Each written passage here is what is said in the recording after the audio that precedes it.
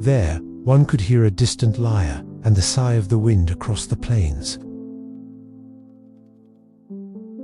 In the vast bronze land of Uz, where the setting sun set fire to the dunes, there lived a man whose very name was a synonym for honor.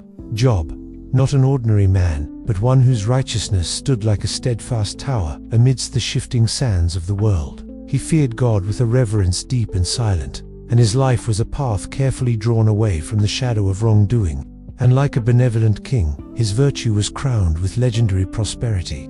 His wealth was not measured in possessions alone, but in lives. 7 sons, the strength of his vigor, and 3 daughters, whose beauty was sung of like the morning stars. His flocks covered the hills, 7,000 sheep, a white sea beneath the sun, 3,000 camels, a perpetual caravan across the desert's edge, 1,000 oxen plowing fertile soil, and 500 strong donkeys bearing his riches. A host of loyal servants moved at his command, making Job the greatest man among all the peoples of the East. Yet Job's true treasure was not stored in barns, but at his table.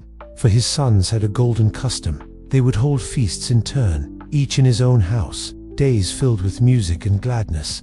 And their 3 sisters were ever-present jewels of those celebrations, their laughter sweeter than the richest wine. But when the echoes of festivity had faded, and dawn was still a secret on the horizon, Job would rise. While the city slept, he became the high priest of his household. One by one, he spoke the names of his 10 children, and with solemn sacrifice he interceded for them before God. For in his heart dwelled a sacred fear, and he thought, perhaps my children, in their rejoicing, allowed their hearts to straven for a fleeting thought. Who has known, who has seen? Only God himself.